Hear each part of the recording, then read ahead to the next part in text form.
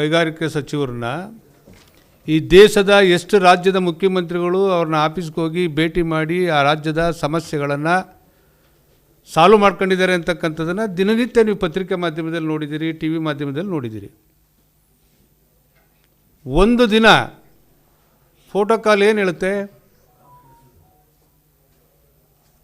Doctor Baba Saheb Ambedkar ಕೊಟ್ಟಿರ್ತಕ್ಕಂಥ ಸಂವಿಧಾನದ ಅಡಿನಲ್ಲಿ ಯಾರ್ಯಾರು ಏನೇನು ಜವಾಬ್ದಾರಿ ನಿರ್ವಹಿಸಬೇಕು ಅಂತಕ್ಕಂಥದ್ದನ್ನು ಕಾನೂನು ಮಾಡಿಟ್ಟಿದ್ದಾರೆ. ಫೋಟೋ ಕಾಲಲ್ಲಿ ಕುಮಾರಸ್ವಾಮಿಯವರು ಜಿಲ್ಲಾ ಮಂತ್ರಿ ಹತ್ರ ಬರಬೇಕು, ಇಲ್ಲ ಜಿಲ್ಲಾ ಮಂತ್ರಿಗಳು ಭಾರಿ ಕೈಗಾರಿಕೆ ಸಚಿವರ ಹತ್ರ ಹೋಗ್ಬೇಕು ಅಂತಕ್ಕಂಥದ್ದು ದಯಮಾಡಿ ನೀವೇ ಅರ್ಥೈಸಬೇಕು. ಅದೇ ಕೈಲಾಗ್ದವನ್ನ ಏನೋ ಮೈ ಪರ್ಚ್ಕೊಂಡ್ರು ಅಂತಾರಲ್ಲ, ಹಂಗೆ ಚಲುವರಾಯಸ್ವಾಮಿಯವರು ಅರ್ಥ ಮಾಡ್ಕೋಬೇಕು. 1999ರಲ್ಲಿ ಪ್ರಪ್ರಥಮ ಬಾರಿಗೆ ವಿಧಾನಸಭೆಗೆ ನೀವು ಆಯ್ಕೆಯಾಗಿ ನಾಗಮಂಗಲ ಕ್ಷೇತ್ರದಿಂದ ಹೋದಂಥ ಸಂದರ್ಭದಲ್ಲಿ ಅವತ್ತು ಕಾಂಗ್ರೆಸ್ ಸರ್ಕಾರ ಎಸ್.ಎಂ. ಕೃಷ್ಣ ಅವರ ನೇತೃತ್ವದಲ್ಲಿ ಒಂದು ಟಿ ಸಿ ಹಾಕೋಕ್ಕಾಗಲ್ಲ ನನ್ನ ಕೈಲಿ ಅನ್ನೋಂಥ ನಿಮ್ಮ ಕೈಲಾಗದೇ ಇರ್ತಕ್ಕ ಮಟ್ಟಕ್ಕೆ ನೀವು ಒಂಥರ ಕಣ್ಣೀರು ಹಾಕೋ ಮಟ್ಟಕ್ಕೆ ಮಾತಾಡಿದ್ರಿ ಒಂದು ಸಭೆಯಲ್ಲಿ. ನಡಿಪುಟ್ಟಣ್ಣ ಸಭೆ ಅರೇಂಜ್ ಮಾಡಿಸು, ನಾನೇ ಬರ್ತೀನಿ, ಶಕ್ತಿ ತುಂಬಣ್ಣ ಅದು ಯಾಕೆ ನಾಗಮಂಗಲದಲ್ಲಿ ಅಂತೇಳಿ ಬಂದು ತಕ್ಷಣ ಸಭೆ ಮಾಡಿ ಒಂದು ಬಹಿರಂಗ ಸಭೆಯಲ್ಲಿ ಹೇಳಿದ್ರು,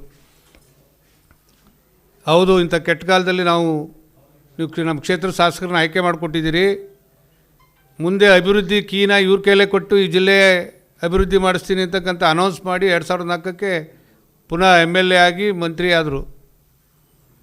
ಅವತ್ತಿಂದ ಏನೇನು ಕುಮಾರಸ್ವಾಮಿಯವರು ಈ ಜಿಲ್ಲೆಗೆ ಕ್ಷೇತ್ರಕ್ಕೆ ಮಾಡೋರು ಅನ್ನೋದೇನು ನಿಮ್ಗೆ ಅರಿವಿಲ್ವೇ? ಸುಳ್ಳು ಹೇಳ್ಕೊಂಡೆ ರಾಜಕಾರಣ ಮಾಡ್ಕೊಂಬಂದಿದ್ದಾರಾ? ಎಷ್ಟು ಹೈಸ್ಕೂಲ್ ಇದ್ದೋ, ಎಷ್ಟು ಹೈಸ್ಕೂಲ್ ಬಂದೋ, ಎಷ್ಟು PU ಕಾಲೇಜ್ ಇದ್ದೋ, ಕುಮಾರಸ್ವಾಮಿಯವ್ರು ಮುಖ್ಯಮಂತ್ರಿ ಆದಮೇಲೆ ಎಷ್ಟು PU ಕಾಲೇಜ್ ಬಂದೋ, ಡಿಗ್ರಿ ಕಾಲೇಜ್ ಬಂದೋ, ITI ಕಾಲೇಜ್ ಬಂದೋ, ಪಾಲಿಟೆಕ್ನಿಕ್ ಕಾಲೇಜ್ ಯಾರು ಕೊಟ್ಟರು ನಿಮಗೆ? ಎಷ್ಟು ಸಬ್ಸ್ಟೇಷನ್ಗಳು, ಬಹುತೇಕ ಒಂದೊಂದು ತಾಲೂಕೊಂದು ಸಬ್ಸ್ಟೇಷನ್ ಇದ್ದು, ಇವತ್ತು ಹೋಬ್ಳಿಗೆ 3 10 12 ಸಬ್ಸ್ಟೇಷನ್ ಅದು. ರೇವಣ್ಣವ್ರಿಗೆ ಏನೇನು ಮಾಡಬೇಕು ಮಾಡಿ ಬಿಸಾಕಿ ಅಂದರು.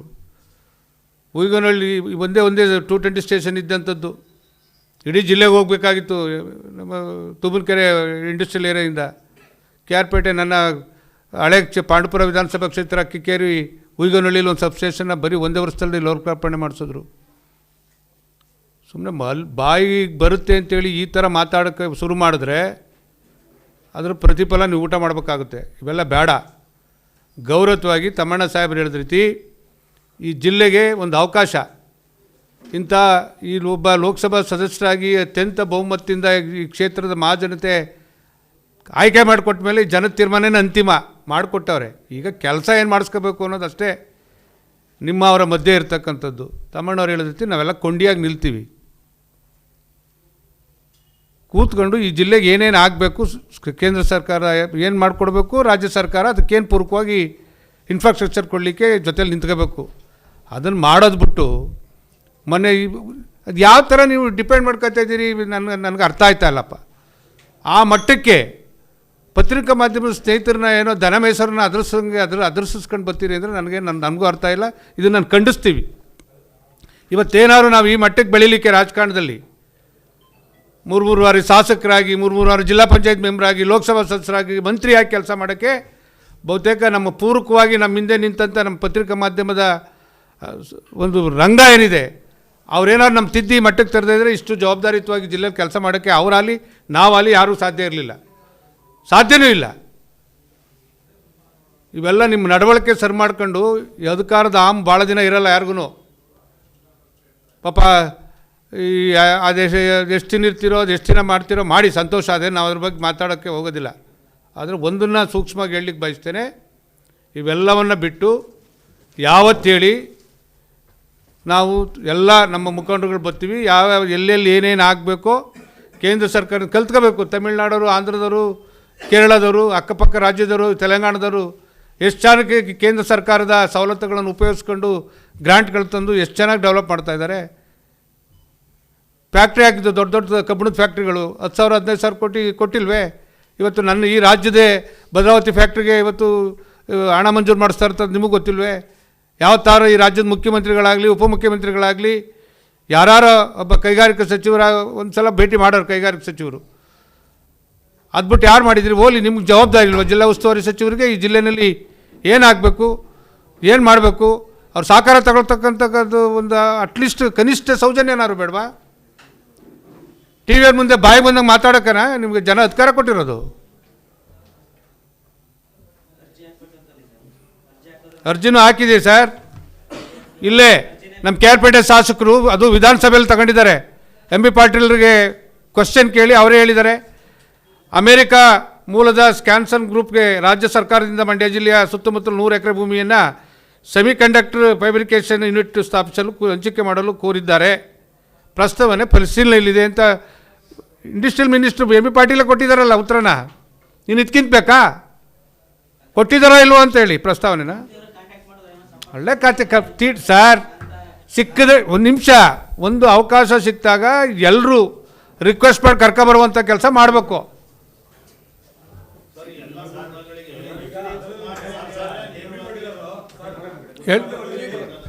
ಯಾವುದು?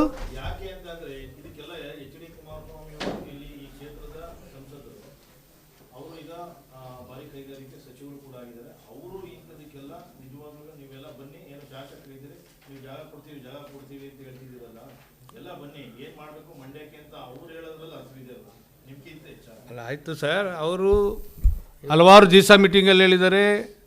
ಜಿಲ್ಲಾಡಳಿತ ಮುಖ್ಯಸ್ಥರು ಜಿಲ್ಲಾಧಿಕಾರಿಗಳಿಗೆ ಒಂದಲ್ಲ 10 ಬಾರಿ ನಮ್ಮ ಸಮ್ಮುಖದಲ್ಲಿ ಹೇಳಿದ್ದಾರೆ ಜಾಗ ಐಡೆಂಟಿಫೈ ಮಾಡಿಸಿ ಕೊಂದು ಮಾಡಬೇಕಾದಾರೆ ಯಾರು. ಏಕೆಂದರೆ ಇರಿ ಸರ್, ಒಂದು ನಿಮಿಷ ಹೇಳ್ಬಿಡ್ತೀನಿ. ಹೌದು, ಉಮ್ರಳ್ಳಿ ಗೇಟ್ ಇದೆ, RTC ಕೊಡಿ ಸುರೇಶ್ ಗೌಡ್ರೆ. ಒಂದು 26 ಕುಂಟೆ ಇದೆ, ಅದೆಲ್ಲ 100 ಎಕರೆ ಮಡಗಿದಾರ ರವಿಕುಮಾರ್ ಅವರು ಗೊತ್ತಿಲ್ಲ. ಎಲ್ಲಿದೆ ಸರ್? ಇಲ್ಲಿ ಸರ್ವೆ ನಂಬರ್ ಸಮೇತನೇ ತಂದಿದ್ರು ನೋಡಿ ಸರ್. ಉಮ್ರಳ್ಳಿ ಸರ್ವೆ ನಂಬರ್ 53 ಹೇಳಿದ್ರಲ್ಲ ರಮೇಶ್ ಇವರು ರವಿಕುಮಾರ್ ಅವರು. ಒಂದು 26 ಕುಂಟೆ ಇದೆ, ಒಂದು 24 ಕುಂಟೆ ಇದೆ, 50 ಕುಂಟೆ ಜಮೀನಿದೆ.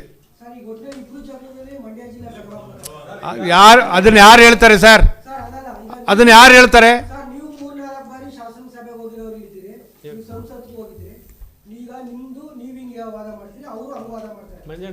ಇರಿ ಸರ್ ಒಂದು ನಿಮಿಷ.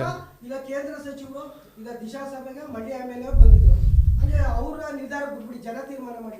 ಕನಿಷ್ಠ ಕೇಂದ್ರ ಸಚಿವರು ಕಾಳಜಿ ವಹಿಸಿ ಒಂದು ಸಭೆ ಕರೆದಿ ಬರ್ದೇ ಹೋದ್ರೆ ಜನ ತೀರ್ಮಾನ ಮಾಡ್ತಾರೆ. ಆ ಕೆಲಸ ನಾವು ಮಾಡ್ಬೋದು. ಒಂದು ನಿಮಿಷ ಸರ್, ಅದನ್ನ ಮಾಡಬೇಕಾದರೂ ಜಿಲ್ಲಾ ಉಸ್ತುವಾರಿ ಸಚಿವರು ಒಂದು ಮಂಡ್ಯಕ್ಕೆ ಪ್ರತಿನಿಧಿ ಗೌಡ್ರೆ ಇಲ್ಲ ಅಂತ ಹೇಳ್ತಾ ಇಲ್ಲ.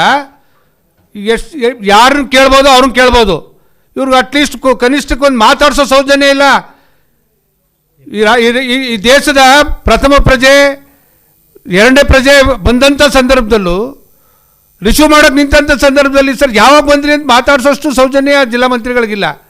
ಕುಮಾರಸ್ವಾಮಿ ಅವ್ರು ಮಾತಾಡಿಸ್ಬೇಕಾ, ಜಿಲ್ಲಾ ಕೇಂದ್ರ ಸಚಿವರು ಮಾತಾಡಿಸ್ಬೇಕಾ, ಇಲ್ಲ ರಾಜ್ಯದ ಉಸ್ತುವಾರಿ ಸಚಿವರು ಮಾತಾಡಿಸ್ಬೇಕಾ? ನಾನೇ ಸಾಕ್ಷಿ ಅದಕ್ಕೆ. ಈಗ ಇಂಥ ಸೌಜನ್ಯಗಳನ್ನು ಮನಸ್ಸಲ್ಲಿ ಇಟ್ಕೊಂಡು ಹೋದರೆ ಈ ಜಿಲ್ಲೆ ಅಭಿವೃದ್ಧಿ ಆಗೋಕ್ಕಾಗುತ್ತಾ? ಸಿಕ್ಕಿರೋವಂಥ ಒಂದು ದೊಡ್ಡ ಅವಕಾಶ. ಇವತ್ತು 5ನೇ 6ನೇ ಸ್ಥಾನದಲ್ಲಿ ನರೇಂದ್ರ ಮೋದಿಜಿಯವ್ರ ಜೊತೆ ಕೆಲಸ ಮಾಡ್ತಾವ್ರೆ. ಭೇಟಿ ಮಾಡಿ, ಈಗ ಡೆಲ್ಲಿಗೆ ಹೋದ್ರಲ್ಲ 2-3 ಬಾರಿ ನೀವು ಕೃಷಿ ಸಚಿವರನ್ನ ಭೇಟಿ ಮಾಡೋಕ್ಕೆ. ಅವತ್ತು ಅಪಾಯಿಂಟ್ಮೆಂಟ್ ಕೇಳಿಲ್ಲ, ಬರ್ತಾಯಿದ್ದೀನಿ ಮನೆಗೂ ಆಫೀಸ್ಗೊಂತ ಹೋಗಿ ಕೂತ್ಕೊಂಡು ಏನು ಮಾಡ್ಬೇಕು ಸಂಬಂಧ ಮಾಡ್ಬೋದಿತ್ತಲ್ಲ. ನಿಮ್ಮ ಸಂಪರ್ಕ ಸಿಗದೇ ಇದ್ದರೆ ಯಾರು ಗೊತ್ತಿರೋನ್ನ ಕರ್ಕೊಂಡೋಗಿ ಅಟೆಂಡ್ ಮಾಡ್ಬೋದಿತ್ತಲ್ಲ. ದಯವಿಟ್ಟು ನೀವೇ ಹೇಳಿ, ಯಾರು ಈ ವಿಚಾರದಲ್ಲಿ ಸೌಜನ್ಯದಿಂದ ನಡ್ಕೋಬೇಕು ಅನ್ನೋದನ್ನು ಹೇಳಿ.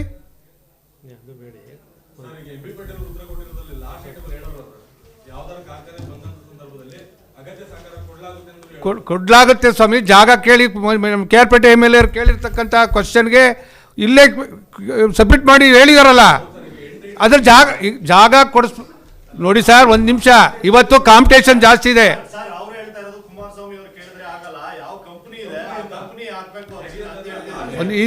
ಇದ್ಯಾರು ಕೇಳ್ಕೊಟ್ಟಿರೋದು? ಇದು ಅಮೇರಿಕಾ ಕಂಪ್ನಿ.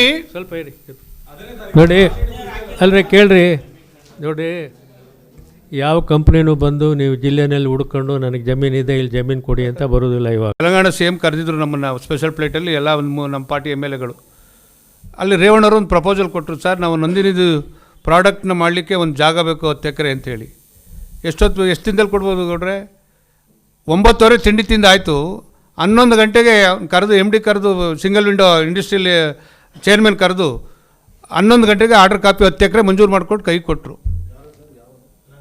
ತೆಲಂಗಾಣ CM ಇದ್ರಲ್ಲ ರಾವ್, ಈ 3 ವರ್ಷದಿಂದ ನಾವು ಅಲ್ಲಿ ಹೋದಂಥ ಸಂದರ್ಭದಲ್ಲಿ ಚಂದ್ರಶೇಖರ್ ಅಂಥ ಸಿಸ್ಟಮ್ನ ಅಡಾಪ್ಟ್ ಮಾಡ್ಕೊಂಡು ಬೇರೆ ರಾಜ್ಯಗಳು ಕೆಲಸ ಮಾಡ್ತಾವೆ. ಗ್ಯಾರಂಟಿ ನ್ಯೂಸ್, ಸುದ್ದಿ ಖಚಿತ, ನ್ಯಾಯ ನಿಶ್ಚಿತ.